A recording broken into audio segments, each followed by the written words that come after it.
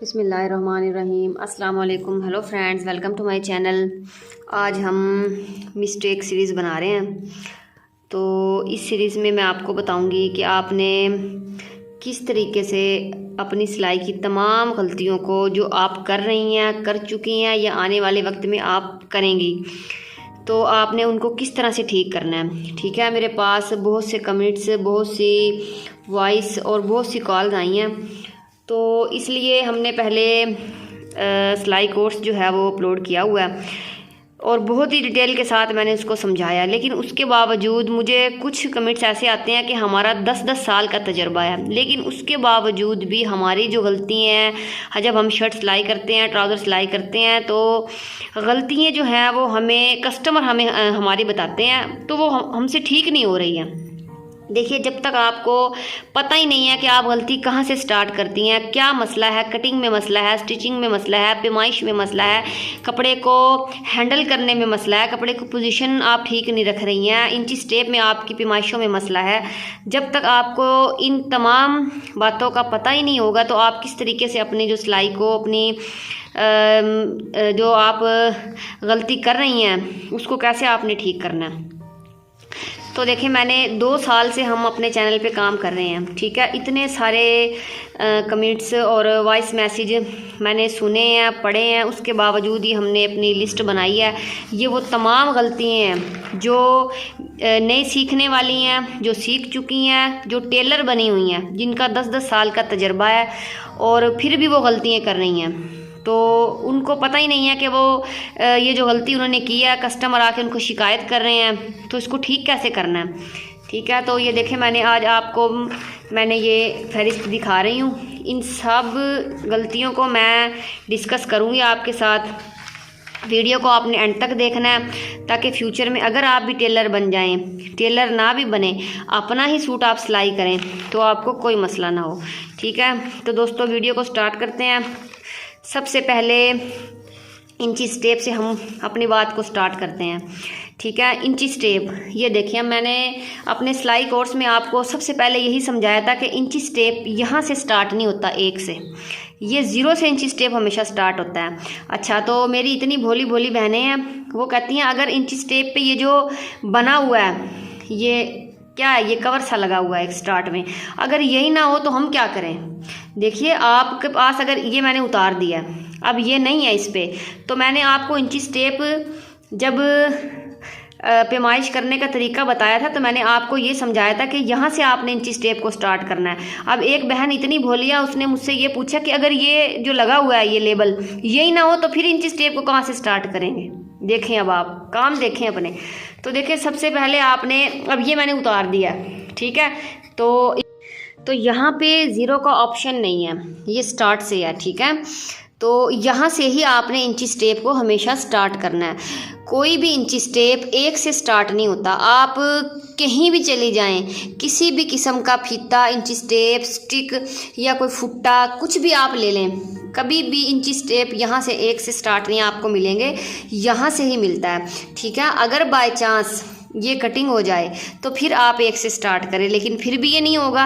पेमाइश का तरीका हमेशा 0 से स्टार्ट होता है। ठीक है, और इंची स्टेप को हमेशा जब कपड़े सिलाई करते हैं, कोई भी टेलर, छोटा हो, बड़ा हो, एक्सपर्ट हो, अनाड़ी हो, कोई भी हो, वो इंची स्टेप को पेमाइशें हमेशा इसी साइड से करते हैं। पेमाइश कभी भी इस साइड से कपड़ों की नहीं होती। ठीक है, ये जो हिस्से बने हुए हैं ये सेंटीमीटर होते हैं। आप कोई फ्लावर बना रही हैं या कोई ऐसी चीज़ छोटी मोटी पेमाइश करते वक्त, जैसे अब हम लोग कोई फ्लावर वगैरह बनाते हैं, तो हम 3 सेंटीमीटर, 5 सेंटीमीटर, 6 सेंटीमीटर का या 10 सेंटीमीटर का हिसाब रखते हैं। देखें, ये यहाँ पे निशान सेंटीमीटर के लगे हुए हैं, तो आपने इसको नहीं देखना, ये हमारा काम नहीं है। हमारा जो सिलाई का काम है वो यहाँ से स्टार्ट होता है, 0 से। अब सबसे बड़ी गलती ये है, मुझे उम्मीद है अब आपको ये जो गलती है मैंने आपको बताई है, ये दोबारा नहीं आप करेंगे।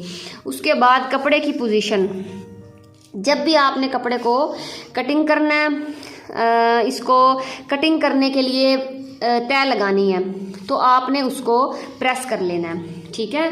कभी भी बिना प्रेस किया हुआ कपड़ा कटिंग आपने नहीं करना। और दूसरी बात, कपड़े की पोजीशन हमेशा सीधी रखनी चाहिए। कैसे? ये जो मेरे पास किनारी है, ये मैं आपको कपड़ा दिखा रही हूँ, ये जो किनारी वाली साइड होती है ये लंबाई वाली साइड है और ये चौड़ाई वाली साइड होती है। लंबाई वाली साइड हमेशा ऐसे फोल्ड करते हैं और फिर इस तरीके से इसको, जब हम कमीज़ को फ्रंट और बैक लेते हैं तो हमेशा लंबाई वाली साइड से लेते हैं। चौड़ाई वाली साइड यहाँ से कटिंग होती है, जो कमीज़ की हम चौड़ाई लेते हैं ये लंबाई होती है। किनारी वाली साइड हमेशा लंबाई वाली साइड होती है। अगर आप अपनी शर्ट को, अब जैसे ये आड़ा कपड़ा है, ये सीधा कपड़ा है, कटिंग आपने ऐसे सीधा इसको फोल्ड करके करनी है, ऐसे नहीं करनी। अगर आप इसको ऐसे रखेंगी और ऐसे तय लगाएंगी और फिर इसको कटिंग करेंगी फ्रंट बैक बनाकर, तो आपकी फिटिंग कभी भी अच्छी नहीं आएगी। ठीक है, आपकी जो आर्म होल में मसाइल ही मसाइल आपको नज़र आएंगे। कमीज़ जो है वो एक परफेक्ट जो जिस्म के साथ सिलाई होती है वो आपसे कभी भी नहीं बनेगी। तो दूसरी बात, कपड़े की पोजीशन को आपने ठीक रखना है। और उसके बाद तीसरी जो हमारी गलती है वो ये है कि कमीज़ की लंबाई और चौड़ाई में आप क्या गलती करती हैं। अच्छा, अक्सर मुझे ये सवाल आते हैं कि सिलाई करने के बाद फ्रंट और बैक में फ़र्क हो जाता है। ठीक है, तो इसका जो मेन मसला है फ़र्क का, जब आपने कमीज़ का अगला गला बनाना है फ्रंट साइड पर, तो आपने उसके साथ ही उसको बैक वाले गले को भी तैयार कर लेना है। बाद में आपने गला नहीं बनाना, पहले ही गला बनाना है, उसको तुरपाई करना है। जैसे हम अपना कमीज़ का जो फ्रंट वाली साइड होती है उस पर गला बनाते हैं, साथ ही बैक वाले गले को बनाएं, उसको तुरपाई करें। जब आप उसको ऊपर से फुल जो है वो गला बनाने के बाद फिटिंग लगाएंगी, बाजू लगाएंगी, फिर उसको नीचे की तरफ लेके जाएंगी, तो आपकी फ्रंट और बैक में कभी भी फ़र्क नहीं आएगा। ठीक है, अगर आपने बैक का गला बाद में बनाना है, अक्सर टेलर बाद में भी बनाते हैं, मैं भी बना लेती हूँ, कोई मसला नहीं है, लेकिन ये उनके लिए जो जिनसे ये गलती हो रही है बार बार। ठीक है, आप एक्सपर्ट नहीं हैं, आप अभी अनाड़ी हैं, आपसे गलती हो रही है, तो इस गलती को आपने ठीक करना है। अच्छा, तीसरा सवाल जो है, चौथी जो हमारी गलती है, सिलाइयाँ सीधी क्यों नहीं होती। अब आप ज़ीरो से स्टार्ट कर रही हैं। ठीक है, अभी आपको 2-4 माह हुए हैं और आप अपने आप को टेलर समझ रही हैं, सिलाइयाँ आपसे सीधी नहीं लग रही। क्यों नहीं लग रही? अभी आप अनाड़ी हैं, जब आपने प्रैक्टिस ही नहीं की। मैंने आपको अपने सिलाई कोर्स की दूसरी वीडियो में बताया था कि आपने एक पेपर बुकरम ले लें, टफ चेपी ले लें, सिंपल ले लें। अगर वो भी नहीं लेनी तो ऐसे कपड़ा ले लें, उसको ऐसे फोल्ड करें, डबल करें और उसके बाद एक एक पाँव की और किनारे किनारे की लातादाद सिलाइयाँ जो हैं वो लगाएं, बार बार लगाएं, उधेड़े लगाएं 10 से 15 दफ़ा, 20 से 25 दफ़ा। देखिए, जब आपने अगर किसी काम को सीखना है तो सीखने के लिए मेहनत तो करनी पड़ती है। ठीक है, आप कहती हैं कि बैठे बैठे हमें सारा कुछ आ जाए, ऐसा कुछ भी नहीं होगा। मैंने सिर्फ आपको बताना है, करना आपने खुद है। तो सिलाइयाँ सीधे तभी होंगी जब आपने एक काम को बार बार दोहराना है। जब एक काम को बार बार दोहराएंगी तो सिलाइयाँ जो हैं वो खुद ब खुद सीधी हो जाएंगी। अच्छा, जो 5वीं गलती है वो है कि मशीन चलानी नहीं आ रही, धागा जो है वो ऊपर नीचे नहीं करना आ रहा। अब आप मुझे ये बताएं कि अभी आप सिलाई स्टार्ट कर रही हैं, ठीक है, तो सबसे जो पहला काम है मशीन का वो धागा डालना ही होता है। ठीक है, तो जब वही आपको नहीं आ रहा तो उसके बाद आप क्या करेंगी? तो सबसे पहले आपने मशीन को ही सीखना है कि किस तरीके से मशीन को खोलना है, मशीन की सफाई करनी है, मशीन में तेल डालना है। जब तक औजार आपका ठीक नहीं होगा, पुर्जा आपका ठीक नहीं है, तो आपको पता ही नहीं है मशीन में धागा डालना कैसे और आप सिलाई करने बैठ गई हैं। ठीक है, ये कैसा सवाल है?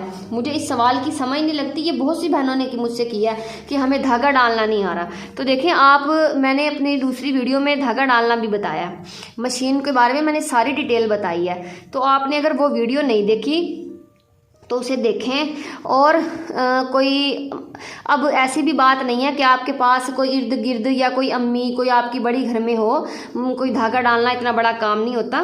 तो आप पहले मशीन को चलाना सीखें, मशीन की सफाई सीखें, मशीन में तेल कैसे डालना है, मशीन को आपने कैसे सफाई करनी है, किस तरीके से धागे को चलाना करना है। सबसे पहला काम ही मशीन का होता है। तो जब आपको एक औजार चलाना ही नहीं आता तो आप टेलर कैसे बनेंगी? ठीक है, तो आपने सबसे पहले मशीन को तसल्ली के साथ, हाज़िर दिमाग के साथ आपने सीखना है। उसके बाद ये जो सिलाई वाला आपका है कि सिलाइयाँ सीधी नहीं होती, फिर इसको स्टार्ट करना है। और उसके बाद तीसरा काम तो बाद का है।